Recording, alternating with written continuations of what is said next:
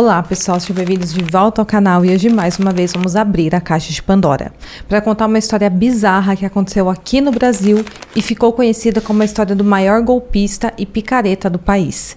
E antes de você continuar assistindo esse vídeo, como sempre, eu vou pedir para você não se esquecer de curtir o meu vídeo e também de se inscrever aqui no meu canal para acompanhar todos os vídeos que nós postamos. Nós estamos postando de 2 a 3 casos por semana, então se inscreva para você não perder nada. Além disso, eu abri a possibilidade de você se tornar um membro aqui do meu canal, que é uma forma de apoio no meu trabalho, e você também ter acesso a vários benefícios, sendo um vídeo exclusivo para membros por mês. Então você clica aqui no primeiro link na descrição e se torne um membro. E para quem sempre me pede quais batons eu uso nos meus vídeos, eu deixei no link aqui no box de informações todos os produtos que eu separei para vocês. Eu também deixei indicações de livros.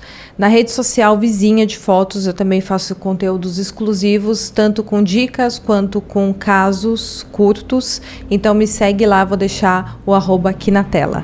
Então é isso, fique comigo até o final do vídeo e bora pro caso de hoje.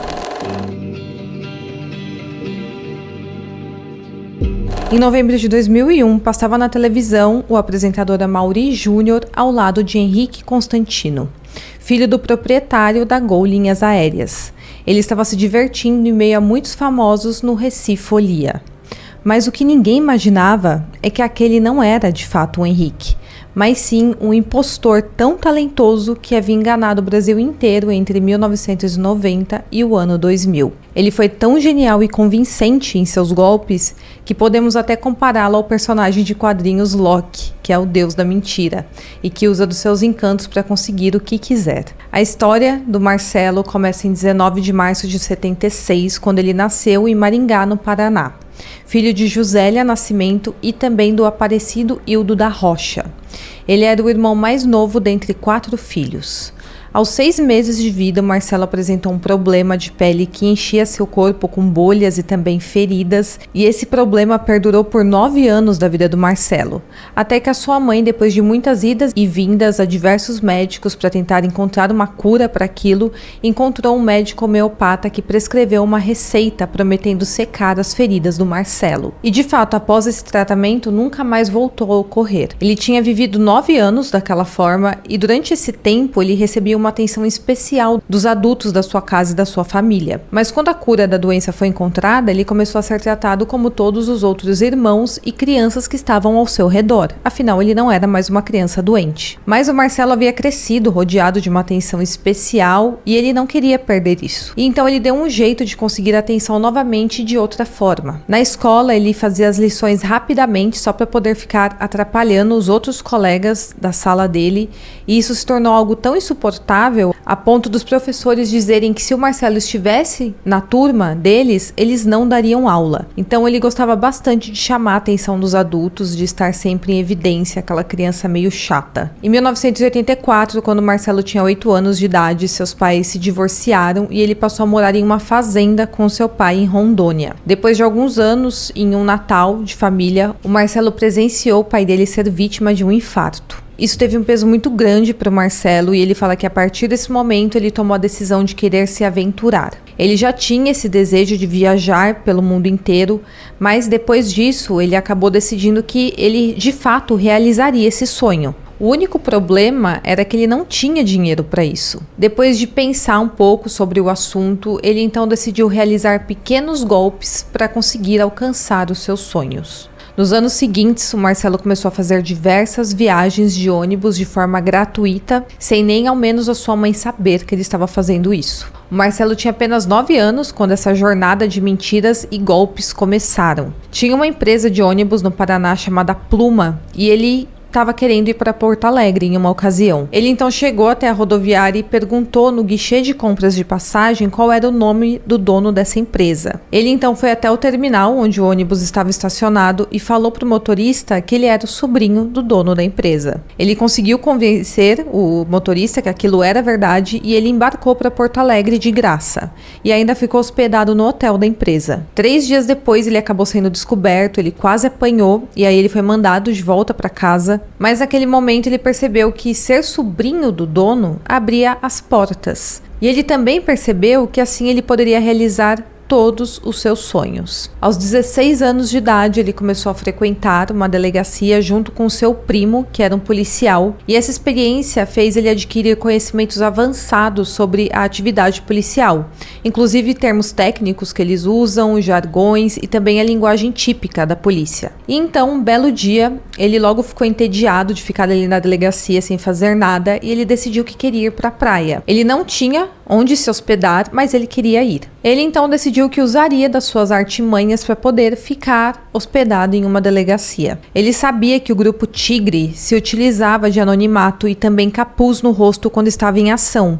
Então nem todos do grupo Tigre de fato se conheciam e já tinham se visto pessoalmente. Dessa forma, ele poderia fingir que fazia parte do grupo Tigre. Ele então chegou na delegacia de Ipanema, falou que seu nome era Malucelli, que era um dos agentes do grupo Tigre e que havia chegado mais cedo para a Operação Praia e que estava ali para fazer uma varredura e averiguação da área. Esse policial, Malucelli, de fato existia. E as pessoas o conheciam pelo nome, mas grande parte dos policiais não sabia exatamente quem ele era, só sabia que existia um policial com esse nome. Então, o Marcelo se passou por esse policial e ficou hospedado na delegacia. Ele também ficou usando uma viatura emprestada para ir a supermercados e restaurantes, se dizendo ser o Malucelli, e ele deixou compras fiado no nome desse policial, dizendo que no final do mês a delegacia acertaria os valores. Ele também chegou a realizar abordagens e prisões, além de promover churrascos e confraternizações entre os policiais.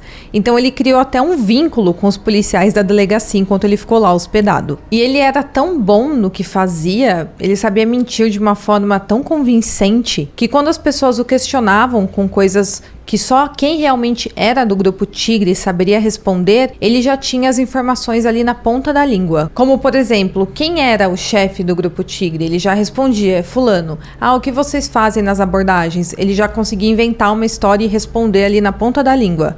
E geralmente ele conseguia acertar nessas informações, o que dava mais credibilidade ao seu disfarce. Até que uns dias depois, na delegacia da Ponta do Sul, houve um homicídio. E eles ligaram para a delegacia de Ipanema, onde o Marcelo estava, pedindo reforços. O Marcelo pegou uma carabina e foi até o local, e ao chegar, os policiais estranharam a arma que ele estava utilizando. Eles perceberam que talvez fosse um disfarce e o abordaram. Perguntaram para ele quem realmente ele era e ele respondeu que era o Malucelli. Mas esses policiais que estavam tratando daquele caso de homicídio conheciam o Malucelli de verdade, já tinham visto ele pessoalmente. E aí eles viram que era mentira, que o Marcelo não era o Malucelli. Ele tentou convencer então que ele era o irmão do Malucelli, mas os policiais sabiam que o Malucelli não tinha irmãos.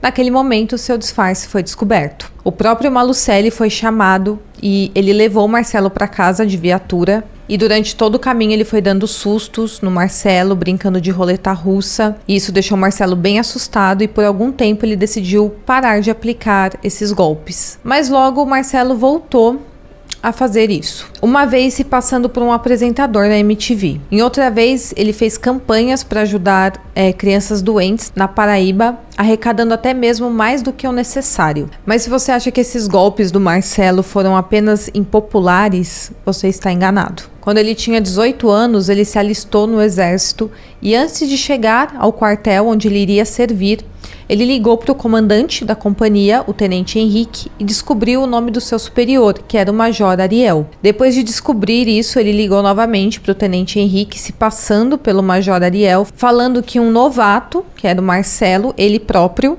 chegaria logo ali no quartel e ele era campeão brasileiro de jiu-jitsu, mas que estava machucado devido aos treinos. E por que ele fez isso? Ele fez para que ele não fosse obrigado a participar dos exercícios militares, alegando que estava machucado. E quando Marcelo chegou ao quartel, ele foi recebido com todo o cuidado. Ele ficava ali de pés para cima, com as pessoas tomando cuidado para ele não se machucar e para também não comprometer sua suposta participação no Campeonato Brasileiro de Jiu-Jitsu. Todos os outros soldados que estavam ali carregavam armários enormes, faziam diversas atividades pesadas, enquanto Marcelo ficava sentado tomando um suco e descansando. Dentro do exército, Marcelo também aplicou outro golpe. Ele fez um esquema falso de leilões e vendeu 2 motos Harley Davidson do exército.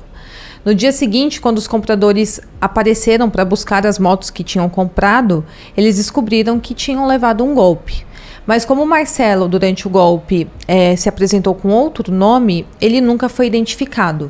Então ninguém sabia que era ele que tinha aplicado aquele golpe. Uma vez também ele chegou em Cascavel, no Paraná, e disse que era olheiro da seleção brasileira, que era o Carlos Alberto Gomes Parreira. O prefeito da cidade logo ficou sabendo que o Parreira estava lá, e aí ele o convidou para os jogos que estavam tendo. E claro que uma notícia dessa, de que o olheiro da seleção estava na cidade, se espalhou rapidamente.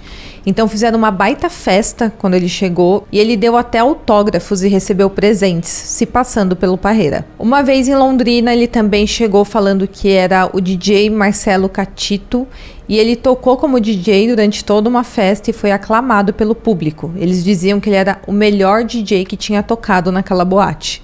Ele também deu entrevistas para emissoras locais nessa ocasião. Ele também se passou por uma série de músicos. Ele percebeu que ninguém ficava reparando muito na cara dos bateristas das bandas, que geralmente fica mais atrás do palco.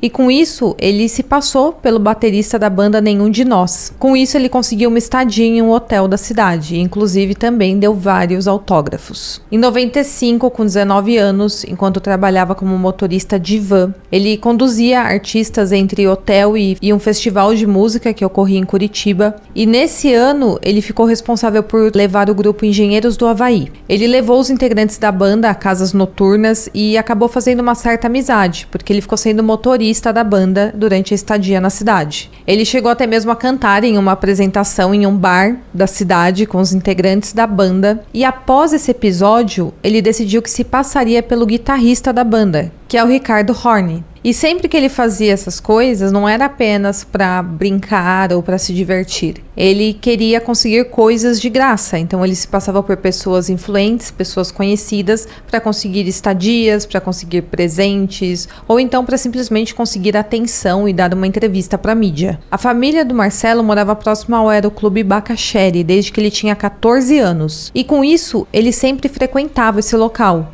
inclusive participando de alguns voos de instrução. Com o passar do tempo, ele acabou adquirindo um certo conhecimento de aviação e pilotagem. E aí, quando ele tinha 21 anos de idade, um grupo de traficantes se propôs a pagar o curso de pilotagem para o Marcelo, desde que ele não fizesse muitas perguntas e fizesse alguns voos de graça por um tempo. Seu brevet, que é o documento de certificação de pilotagem, foi emitido, não com o seu nome, mas como o nome de Caio Roberto, inclusive como sendo instrutor de voo, mas claro que tudo isso era falsificado, já que ele não tinha conseguido passar na prova. E ele também tinha uma carteira do Aerojet se dizendo ser comandante, e também no nome de Caio Roberto de Paula Cortez. A partir desse momento, com esses documentos falsos, ele começou a trabalhar para os traficantes, fazendo contrabandos entre o Brasil e o Paraguai. E por anos ele realizou transporte de armas, entorpecentes, bebidas, cigarros e produtos de contrabando em geral. Isso entre os aeroportos na fronteira do Paraná e o Paraguai. Segundo o próprio Marcelo, o seu patrão de suas atividades relacionadas ao contrabando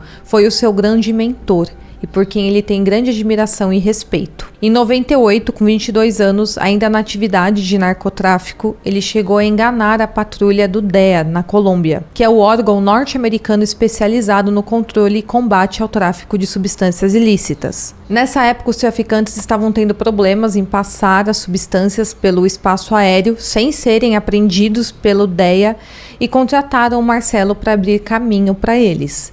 E aí, para isso, o Marcelo teve a brilhante ideia de disfarçar um jato privado como um jato militar. E para isso ele ativou a pós-combustão para que o som do jato fosse similar a de um jato de guerra. Claro que fazendo tudo isso durante muitos anos, ele acabou ficando bastante visado. O seu apelido entre os traficantes era Ferrari, porque ele sempre estava usando um boné vermelho quando ia retirar as substâncias para fazer o tráfico. E um dia, enquanto ele atravessava a fronteira, o Departamento de Operações de Fronteira da Polícia do Mato Grosso do Sul interceptou o Marcelo dentro de um carro. Eles estavam procurando pelo tal Ferrari, como ele era conhecido, mas como ele tinha uma carteira falsa com outro nome, ele tentou convencer os policiais de que ele não era esse tal Ferrari, que ele era um simples piloto que apenas pulverizava pesticidas nas fazendas da região. Ele falou também que tinha 3 filhos para criar e fingiu que estava rezando e implorando para que os policiais não tirassem a vida do cara errado. E com isso, Marcelo conseguiu mais uma vez enganar os agentes e conseguiu se livrar deles. Ele foi liberado, ele conseguiu passar, mas esse foi um dos maiores sustos da vida dele. A partir desse momento, ele decidiu mudar de ramo e curtir um pouco a vida. E foi quando Marcelo ficou sabendo do tal Recifolia, um carnaval fora de época que aconteceria em 2001, em Recife. Nessa época ele tinha 25 anos e ele assumiu a identidade do Henrique Constantino, filho do proprietário da Gol Linhas Aéreas e também um dos diretores da companhia. O Marcelo se preparou muito para esse dia, ele fez inclusive cartões de apresentação com o nome do Henrique e também com dados do seu número de telefone para distribuir para as pessoas do evento. E na época a Gol era uma das principais patrocinadoras desse evento. E nesse local teria presenças de diversas celebridades como Marcos Frota, Carolina Dickmann, Joana Prado e também o apresentador Amaury Júnior cobrindo o evento. O Marcelo chegou ao evento usando um helicóptero e também com 2 seguranças e inicialmente o Edson Sá, o empresário e dono do camarote Flying Horse que sediava o evento, chegou a desconfiar do Marcelo e ele ligou para os empresários da Gol para confirmar se realmente o Henrique Constantino estaria no evento e informaram que de fato o Henrique realmente estaria ali no Recifolia e por isso ele acreditou que o Marcelo era o Henrique. Na verdade, o Marcelo já tinha até mesmo se informado que o Henrique realmente estaria em Recife para esse evento. Mas como ele era uma pessoa que poucos conheciam pessoalmente e as redes sociais nem existiam nessa época, a única coisa que o Marcelo tinha que fazer durante o evento era ficar longe de onde o verdadeiro Henrique estaria. Durante o evento, ele fez amizade com o ator Ricardo Matti, que o apresentou a outras celebridades e o acompanhou durante boa parte do evento. E segundo Marcelo, quando ele chegou ao local da festa, antes de se apresentar como uma personalidade dos negócios, ele falou que ele foi ignorado por todos, inclusive pelo próprio Amaury Júnior. Ele falou que ele tentou cumprimentar o Amaury Júnior, o Amaury Júnior simplesmente esnobou dele, não quis cumprimentá-lo, mas ele falou que posteriormente, quando ele se apresentou com o nome do empresário, ele passou a ser paparicado e assediado por todos, inclusive pelo Amaury Júnior, que estava realizando ali a cobertura do evento. Ele chegou a fazer várias amizades com famosos, tirar fotos e mais uma vez ele também deu autógrafos. Inclusive ele deu várias entrevistas ao vivo nesse evento, transmitidas em rede nacional, e uma delas é com o próprio Amaury Júnior. Ele falava com propriedade sobre a companhia aérea e também sobre as suas operações, e tudo isso dava mais credibilidade ao seu disfarce. É dito que nesse evento Marcelo teve breves relacionamentos com algumas atrizes. A atriz Maria de Paula, que estava lá, conhecia o verdadeiro Henrique Constantino e também toda a sua família, e quando ela ouviu falar que o Marcelo era o Henrique, ela mesma teria negado para as pessoas. Ela falou, olha, não é ele, eu conheço, esse cara não é o Henrique. Mas ela achou que tinha sido algum tipo de brincadeira e como estava todo mundo em festa,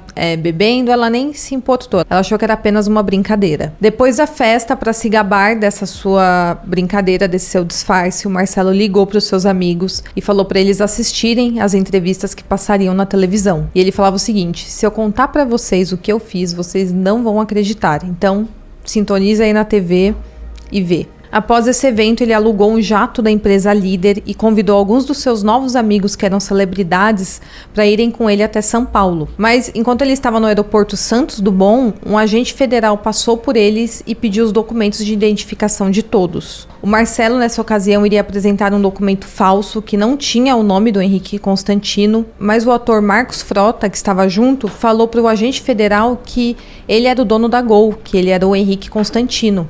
E nessa mesma hora, os agentes reconheceram que aquilo era uma fraude e com isso levaram o Marcelo preso. Ele ainda tentou levar os agentes ali na lábia, falando que tudo era uma brincadeira, mas eles não o liberaram. Os envolvidos foram depor na Justiça Federal e o juiz e o promotor e os assistentes que atuaram nesse caso caíram na gargalhada ao verem o tanto de pessoas que o Marcelo havia conseguido enganar com suas mentiras. Por causa desse episódio, ele foi condenado e foi enviado para Bangu para cumprir pena. E agora você pensa, o Marcelo foi preso, então a partir desse momento ele parou de mentir. Mas a verdade é que ele não parou.